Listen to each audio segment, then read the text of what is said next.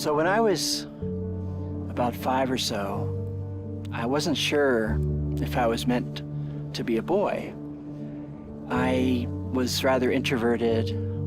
I was really into books, and I would sort of isolate myself, make piles of books, and just sit in my little circle of books and just kind of read one of them or something. I wasn't really into the stereotypical boyish activities and sort of roughhousing, and I felt a bit strange about hanging out with the other boys my age.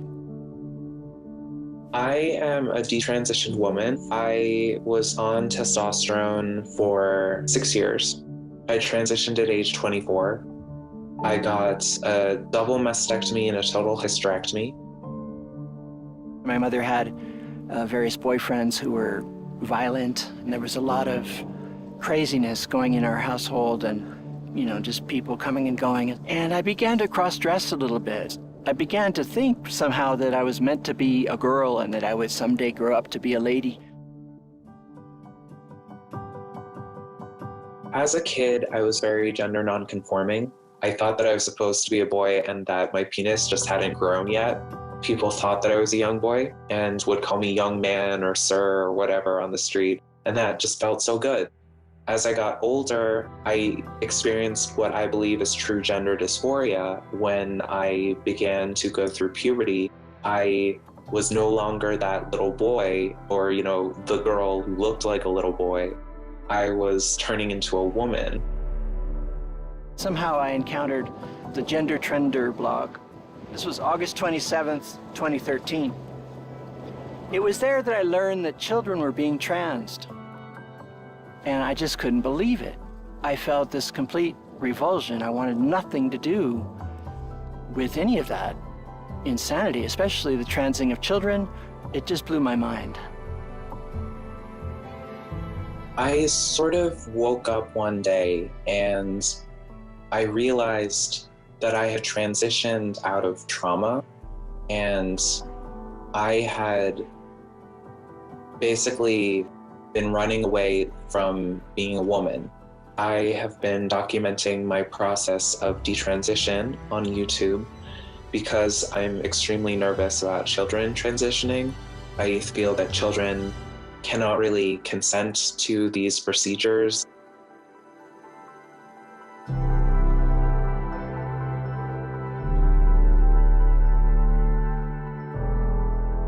I've been taking very serious interest in developments in the United States with regard to gender ideology and the movement that's driving that.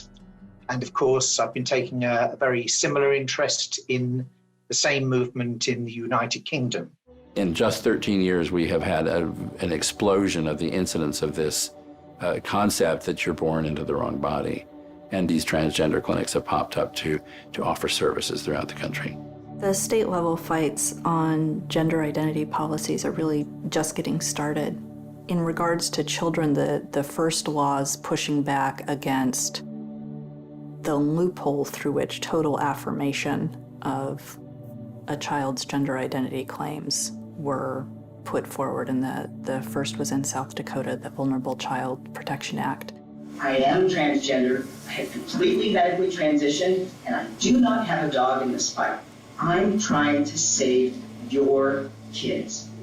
The idea of the Vulnerable Child Protection Act was to prevent people going down that path until they were at least 18 and could be more mature to make these decisions. And the males who had grown up as male and decided as adults to become female, their voice is deep because the larynx has been subjected to testosterone. Their torsos are big, their shoulders are big, their feet are big, their hands are broad, things that don't look very much like a woman. And so they said, if we stopped it before we ever got there, that would be ideal.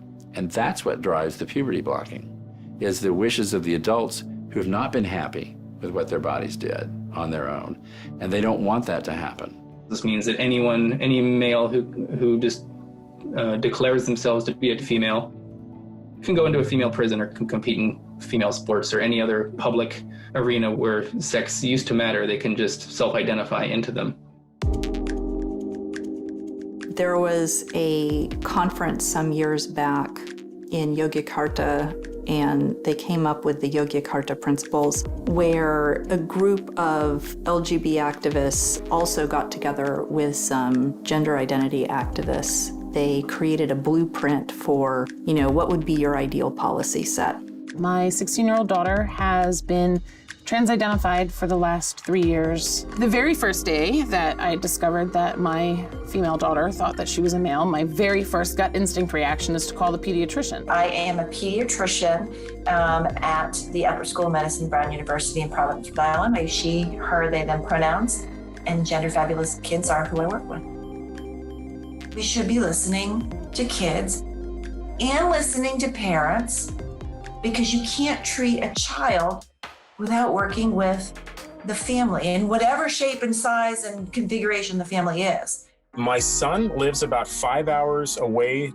He's 11 years old now. At about the age of 4, I started noticing that he was having interests in what would traditionally be called girl things, like dolls and princesses. At around that time also, his mother put him through some testing, and he was diagnosed with autism. For a 6-year-old, there's no intervention that you're going to be making other than a social one. So using their names and pronouns, allowing them to dress as they feel comfortable. For a 16-year-old, the story is quite different. My son, he has expressed to me that he doesn't want to develop into a boy. He doesn't want to go through puberty. He doesn't want to become a man. He's uncomfortable being a boy. He has a fantasy of taking a potion and being like Peter Pan. They were laying on the pressure more to my son's mother that if we don't do this soon, your son is going to miss his opportunity to transform. The window's closing, and if your son reaches biological puberty, you're going to miss the opportunity for him to be the person he really wants to be or can be. When we're speaking of rapid onset gender dysphoria, overwhelming probability that there was something messy going on in the family, a bad divorce or something like that. There's those kind of underlying issues that need to be dealt with. And the understanding was that since they're tied together, perhaps proper psychologic investigation and support toward helping those mental health issues, overcoming the traumas, the adverse childhood events, helping the family dynamics, that when you help correct those, you also will be helping to correct the gender dysphoria. But that's the idea of watchful waiting.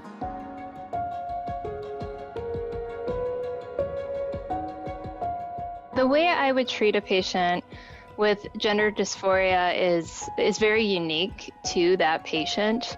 I think the primary goal that I have when I'm first evaluating a child who's coming in with gender dysphoria is just getting a sense of how they're feeling, validating that feeling, and then kind of exploring where that might be coming from, whether or not there's any underlying issue or trauma or circumstance that may contribute, and then to have a really sincere conversation with them and the family about how we might want to move forward from there. Gender is sort of this concept of masculinity and femininity and how we see ourselves and how culture sees us in those type of roles.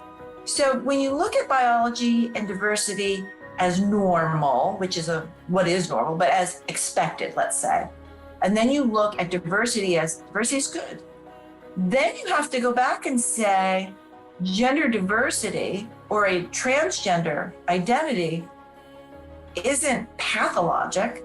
It's a part of human development. And it's a section of human development where some person's biological, external, visible parts at birth didn't match the biology and the internal gender that was growing and evolving inside them. Little boys should be baking and they should be able to play with dolls, and little girls, they can play with trucks.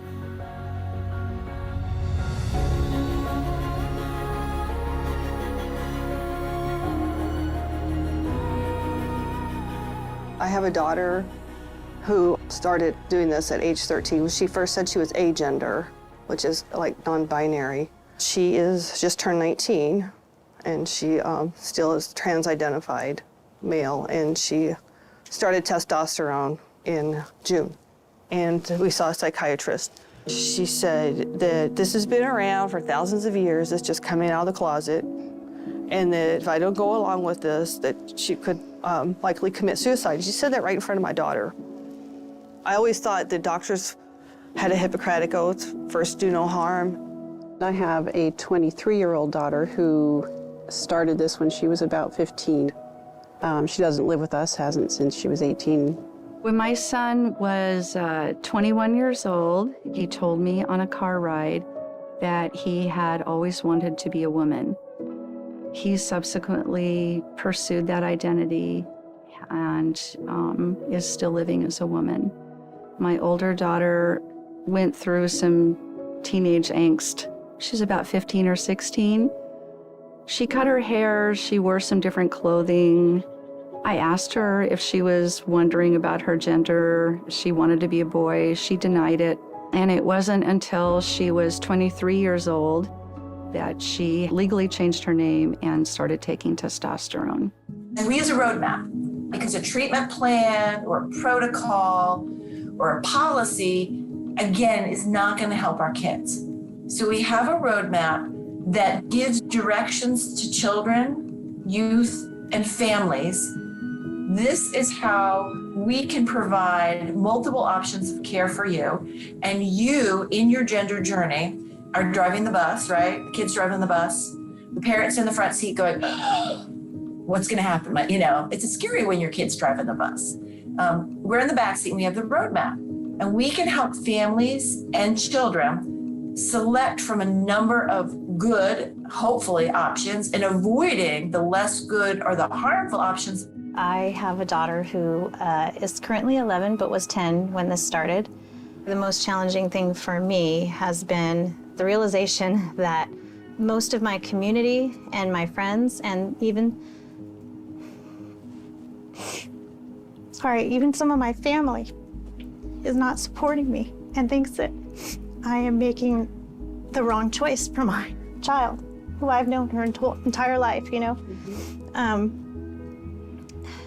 I feel so betrayed.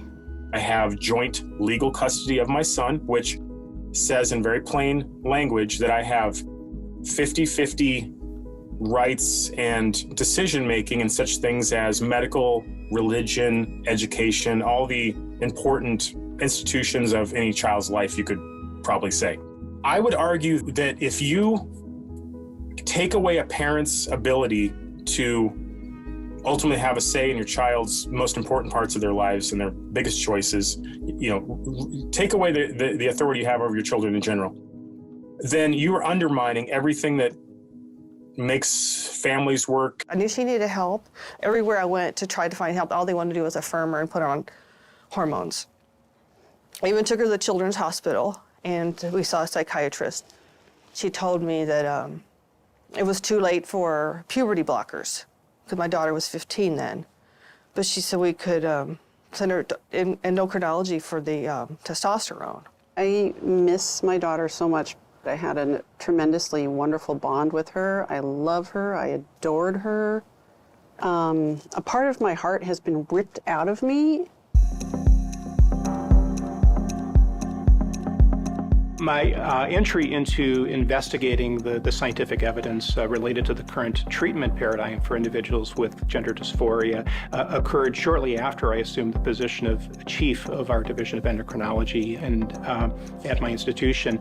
And it was at a time where one of my faculty members approached me with a desire to begin a gender clinic. The clinic was specifically for children. The Endocrine Society guidelines had already been published for several years. The World Professional Association for Transgender Health, WPATH, had several iterations of their recommendations. It's actually based on a very old trend which happened back in the late 1970s at Johns Hopkins. John Money was a faculty member at Johns Hopkins, had been there since the early 1950s. He had a particular interest in children with sexual differentiation disorders.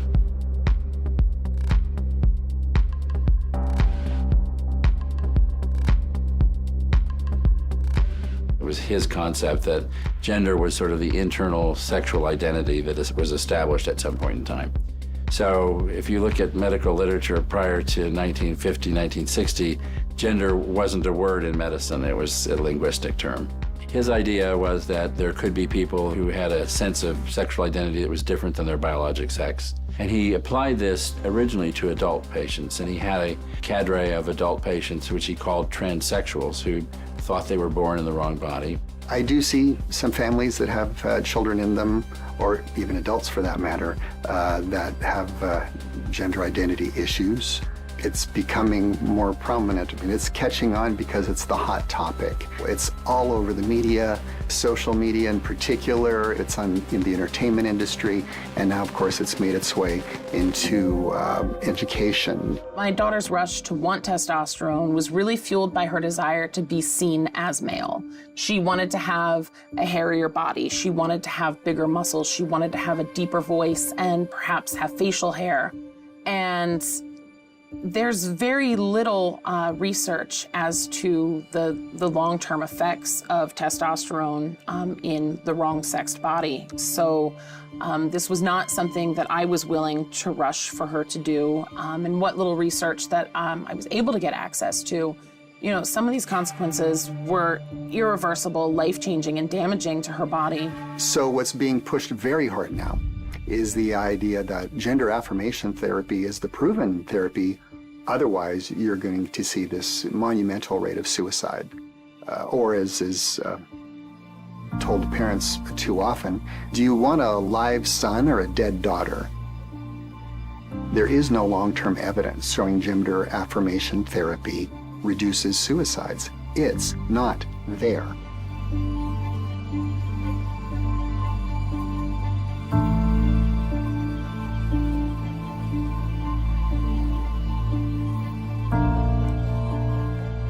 They scare parents into, your child's going to commit suicide unless you let us put them on these puberty blockers. The pediatrician, she said that if I didn't affirm my daughter's identity and I didn't get her the help that she needed and she killed herself, I was going to feel awfully guilty.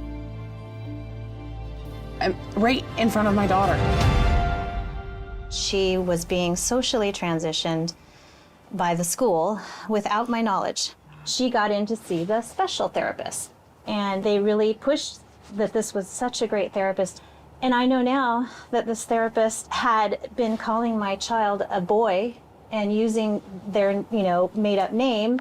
In terms of studies that we have out there for gender dysphoria, I think that some of them are limited in smaller numbers. I think the overall consensus is, and there have been some good studies done, that there is a very, very high risk for increased rates of suicide or attempted suicide in children who are transgender specifically.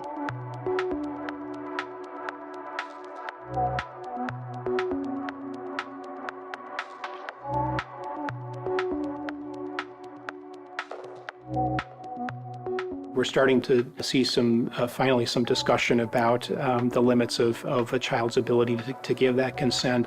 And when you're being told by a medical professional that this is something that's good for your child, and to not do this is going to be harmful, it's very, very difficult for a parent, to challenge that, especially if they don't have the medical background. Parents are very protective of their children, and they want the best for them. And many times that they will know that, or at least feel that this is not the right approach, but they really don't have an ability to challenge that. The reality is we don't have any long-term studies in children, and there's a very good reason to be concerned about the outcome.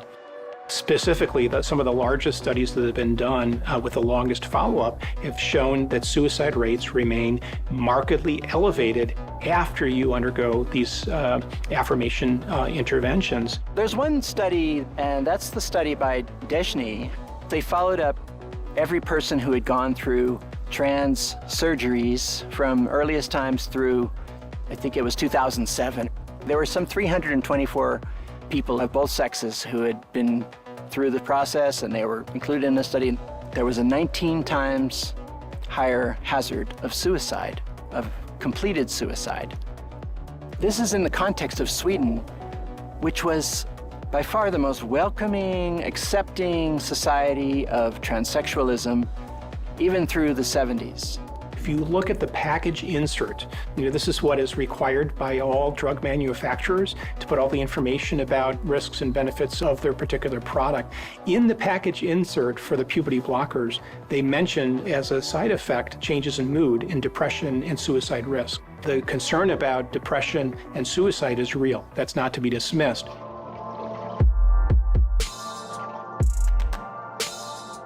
We ought to think very hard about what and who is driving this extreme trans activist agenda. One thing that is particularly striking is that as soon as anybody expresses any kind of mild criticism or any type of considered criticism or raises any doubts, they are denigrated as transphobes and as haters. I was kicked off Twitter in 2018. I had been speaking out about gender identity, ideology, and legislation on Twitter. I had been writing about the issue on my website. I didn't say anything antagonistic. I definitely did not think that I was breaking any Twitter rules. So when I was kicked off, I was really quite shocked. What I had said was, men aren't women.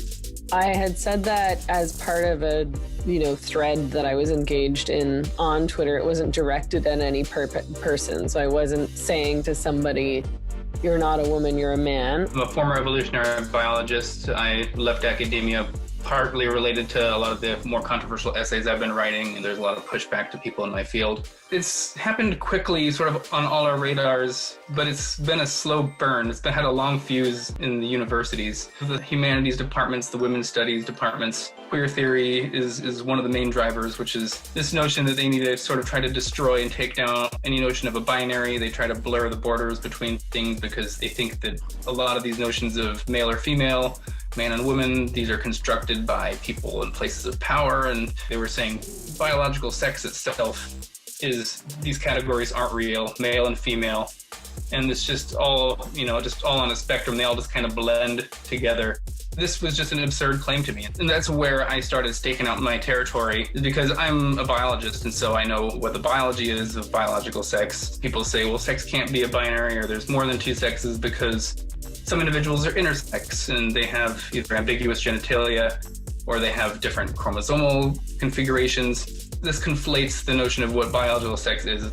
It's related strictly to whether or not you have testes versus ovaries. Then many of these intersex conditions are examples of variation within a sex and not variation of sex itself. It just means maybe certain individuals, incredibly rare individuals, might not fall neatly into these categories, male and female. We don't need gender for anything.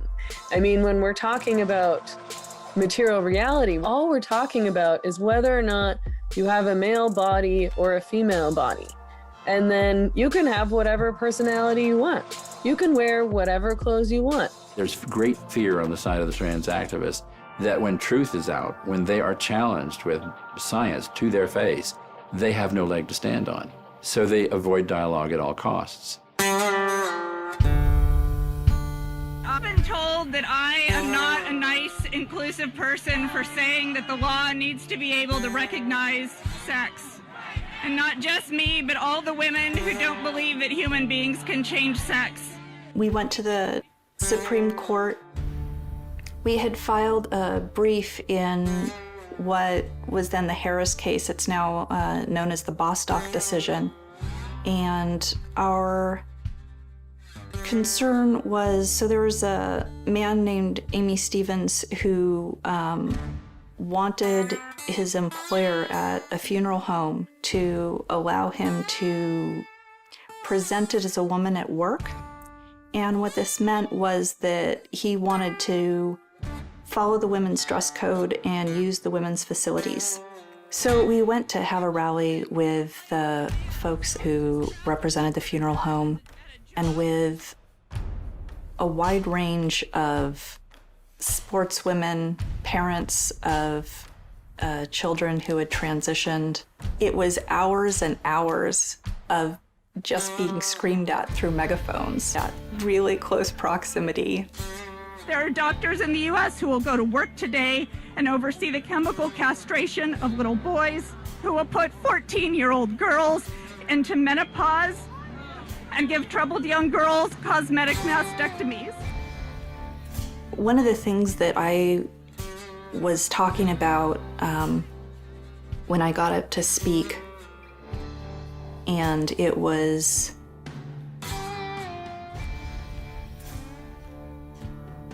I'm so sorry. In closing, to echo my sisters in the UK, a man can never be a woman. A lesbian can never be male. My name is Natasha Chart from New York State. I will not be forced to lie. I will not submit.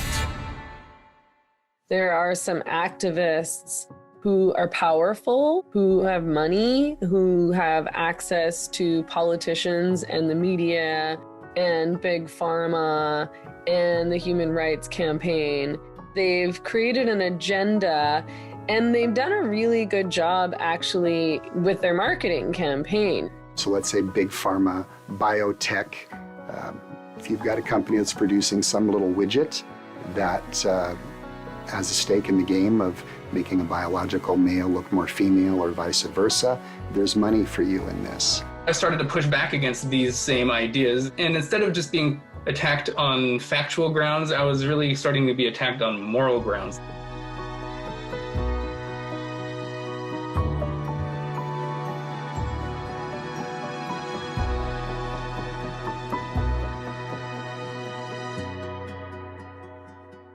They weren't really saying I was wrong. They were saying that I was not only wrong, but a really bad person, that I need to be quiet. This is not my space. And that just didn't sit well with me, because the reason I wanted to be in academia in the first place was because I thought that was sort of the area that you go when you want to pursue truth. I was supposed to talk at the University of West Australia. I was invited to come and speak in Sydney and in Melbourne and Brisbane and Perth and Canberra. My talk was shut down on the campus at the University of West Australia in Perth by demonstrators. I was to give grand rounds at the Susquehanna Medical Center, and I was canceled on Tuesday before my presentation on that Friday. Most sort of open-minded liberal people think, wow, they're just being themselves, let them be themselves. Think about it a little bit more deeply. You know, this child, would you give this child a car? Would you let them go buy drugs? This is a child, they don't have mature judgment. So gender dysphoria doesn't necessarily mean somebody is trans. I was, the textbook case, young kid who acted like a boy, identified as a boy, told people that she was a boy, and, felt gender dysphoria during puberty. And yet I still ended up detransitioning because it wasn't right for me, because I'm not supposed to be a man. I came out as bisexual, and then later I came out as a lesbian. I was still using the name Tara. I was still, using women's restrooms. And I thought, why am I pretending any of this stuff? That evening, after crying for a while, I just realized I'm not going to play along with that anymore. I don't care how people perceive me. My name is Hachi, I'm a man, and that's all there is to it. As simple as that.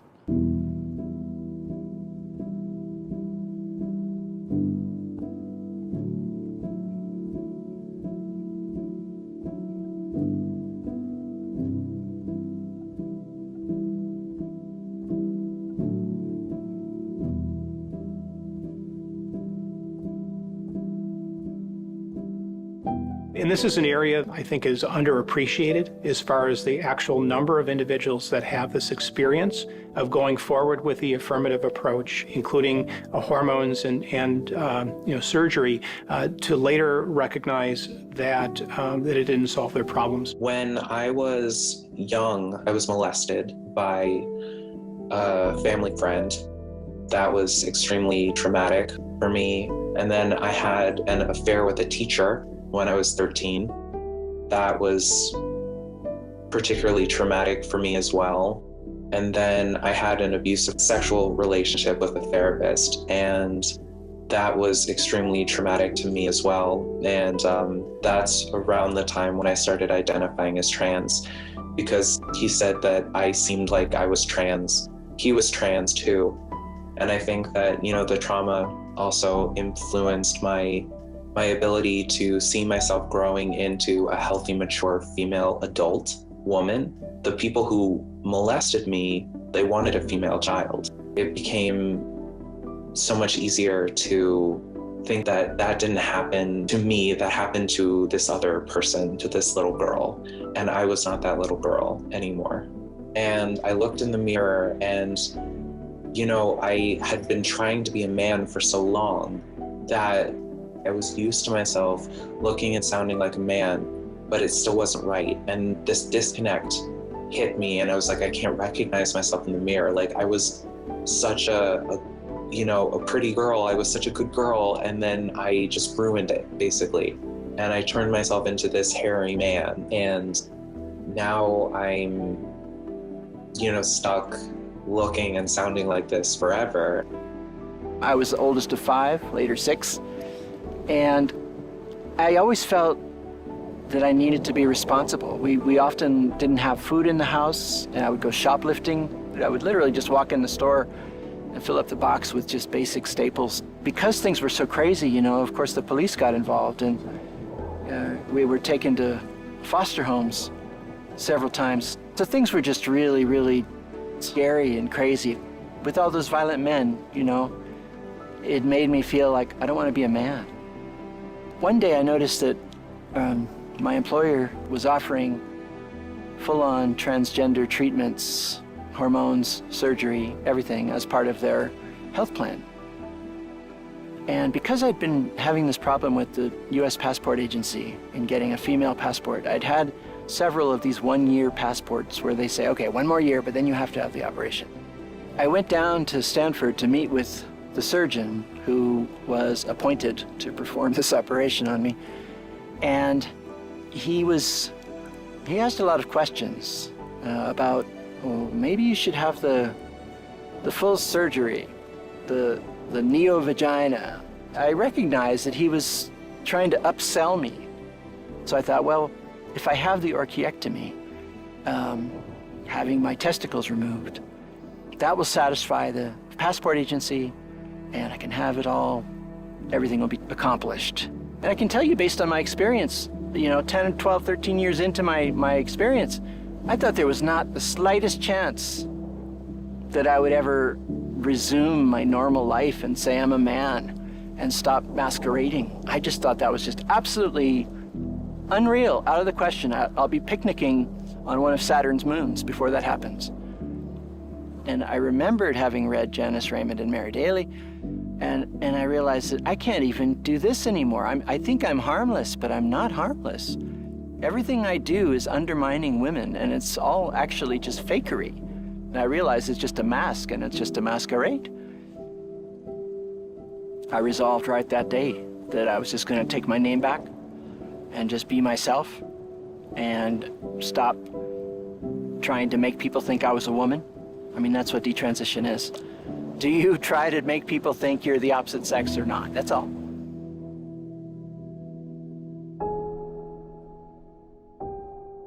Right now, the data suggests and continues to suggest that kids that go on blockers will stay on them and probably go on gender-affirming hormones or explore some aspect of a gender-diverse identity.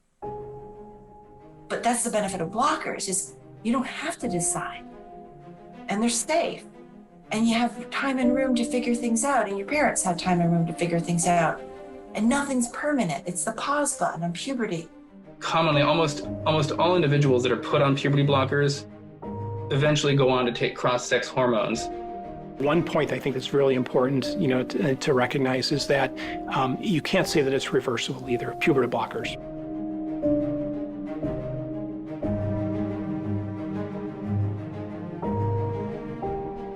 You've interrupted a normal developmental process, and you can't buy back time. Miles was just weeks away from getting a referral that would be able to administer puberty blockers and cross-sex hormones. He was entering Tanner stage 2, which, as I understand it, is kind of the very beginning stages of puberty. They actually put this in the notes that Miles was starting to grow hair around his penis and his testicles. If you're a pharmaceutical firm that is producing some manner of sex hormone or gonadotropin-releasing agonist, what we're going to call puberty blockers, you've just increased your market share tremendously. And once a kid is medicalized, they are medicalized for the rest of their lives. That's a big market. It's a big profit. A puberty blocker will give you time to, let the child sit in this gender role, really think about it, let the family settle into it, and sort of time to decide, what the next steps would be. And then we need to tell parents, again, we want to do this in a safe and healthy way because we know this is totally reversible and this will give you and your kid time to figure things out. We don't want to cause great debt for you because we need, we want to run it through the insurance company. I mean, we're looking at all the different factors with the kid, the parents, and the family to say, of these options for care, this is what we recommend. Listen to your kid, accept your kid as they are, love them, even if they're not who you expected them to be. Don't wait till they're 18 to let them decide and be who they need to be. Don't deny them access to care that we know is safe and healthy. Puberty blockers, by and large, are completely, reversible. That said, there is some evidence that there may be some potential for decreased fertility using puberty blockers. And there are options for fertility preservation that they may want to pursue. Doctors say it's completely reversible. It's not completely reversible. If you've blocked pubertal development, you've prevented the gonad, the testes or the ovaries, from normally developing, and then you expose them to hormones that they would not normally be exposed to. The expected outcome of that is that you're going to render that individual infertile and likely irreversibly. The reason I'm being difficult in this is not because I don't love her. It's because I love her so much that I am willing to take on this whole ideology just to protect her from potentially making an irreversible decision in her future. And even if that means that she wants to hate me and she doesn't want to talk to me, I love her enough that I'm willing to keep fighting for her. In many of these clinics, they recognize the potential for infertility, for sterilizing these children, and they will have a discussion about ways to preserve fertility. Yet the number of children that actually accept that offer for fertility preservation is exceedingly small. And it reflects potentially their inability to grasp what they are giving up at that stage of their life. Puberty is a critical part of changing a non-fertile person into a fertile adult. And there's so many things in the human body and the brain that depend on that transition. Our bodies need that. They are expecting it to happen.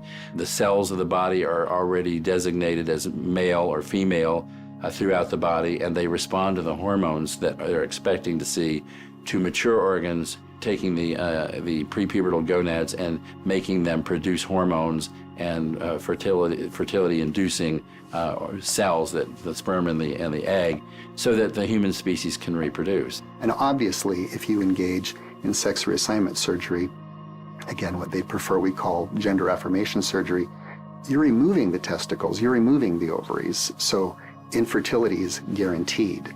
Other complications with cross-sex hormones, the risks of blood clots, strokes, heart attacks, various cancers. The list goes on from there. Because of my mental illness, I felt that it wouldn't be fair to pass on my genes to a child. I do wonder sometimes what it would have been like to have a child that's biologically mine. A child and a parent, at least one of the parents, is going to have to demonstrate that they understand what it is we're doing, what the risks are, what the benefits are, and give that informed consent for that intervention. I didn't know about the true dangers or potential risks of testosterone use in women. And so, there are problems that I have now that I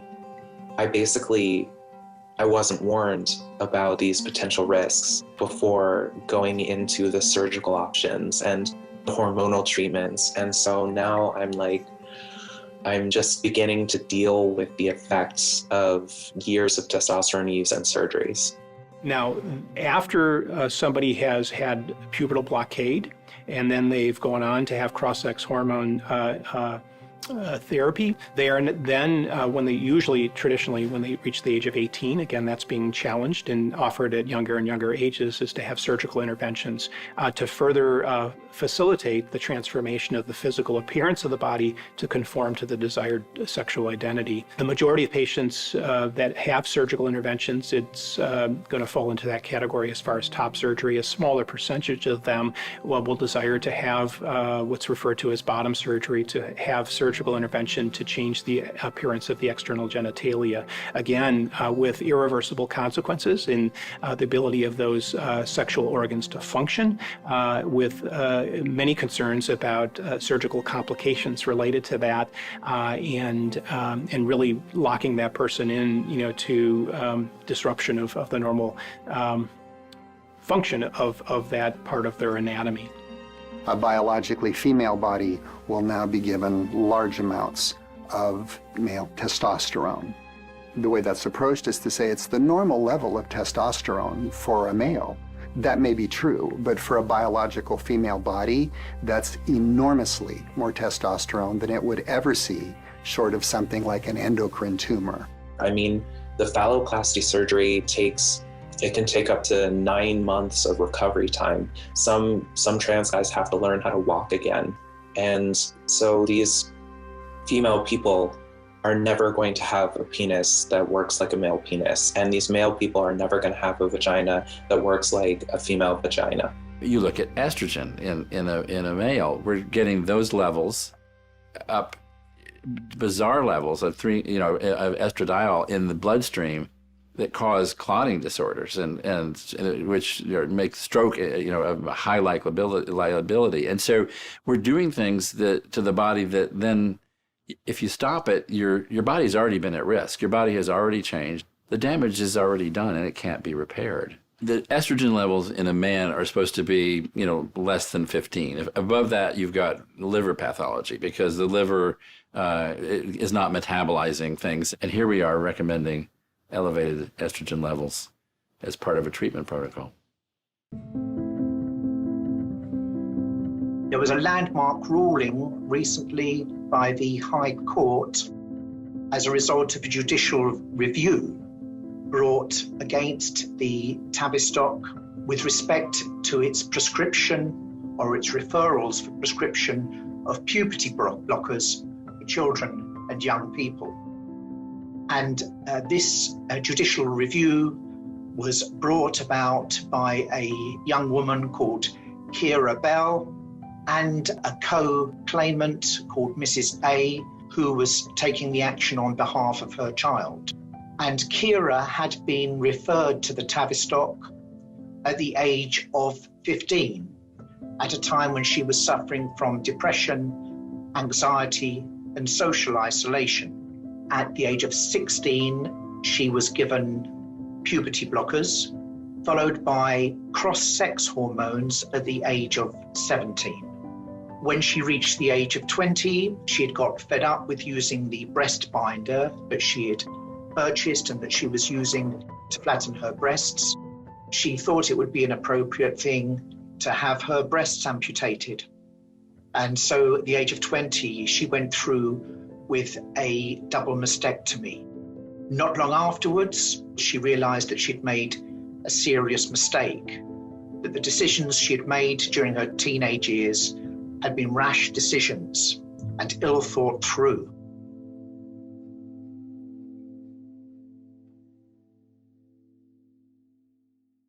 It was very encouraging to see the Tavistock judicial review come down on the side of demanding good evidence, both good evidence of the efficacy of the procedures, which it did not find, and good evidence that young people really understood the full ramifications of a decision, and the court found that children under the age of 16 were extremely unlikely to be able to understand the consequences of making such decisions, and that there was poor evidence supporting this treatment. The Tavistock Clinic, because they've got the centralized National Health Service, they are publicly accountable in a way that the pediatric gender clinics that have sprung up in the US are not. People that actually worked at the Tavistock who left because of the way that this condition was being approached, and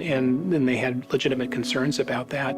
Recognizing that when we're talking about, especially when we're talking about treating children, these drugs are being given, the hormones, the puberty blockers are being given without explicit approval by the Food and Drug Administration. They've not been approved for these indications. I shudder to think of how many more people like us are going to have to go through this before everyone's like, wait, time out. What the hell were we doing?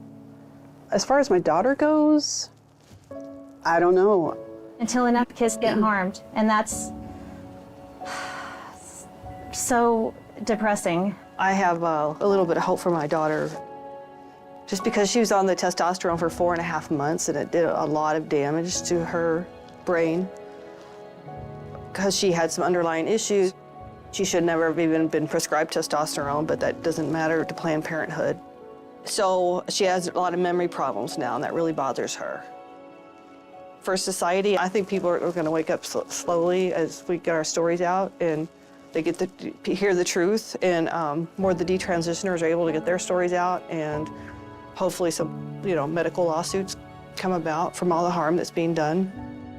I was able to find an attorney in Minnesota who is an absolute godsend. And once he was brought on into my case at the family courts, they finally had to start taking me seriously. And that's when things really started to change. My attorney was able to then have me taken seriously, and they started to back off, or they started, I think, to realize that there's a liability issue involved here. Here we are watching the naked emperor go down, and I have the gall to say, excuse me, but then the emperor is buck naked. And finally, people nod their head, and the folly is over. The chair emeritus of the Hopkins Psychiatric Division, he and I have had a chance to sit together and talk at length several times. And he said, I will tell you what is going to happen to change the tide. It is going to be major lawsuits by families or individuals who've been through this, gone to down that pathway, and come back at the other side. And they are going to take down not only the physicians, but the drug companies and the hospital healthcare systems and the insurance companies that allowed this to happen. And that's when this will all end.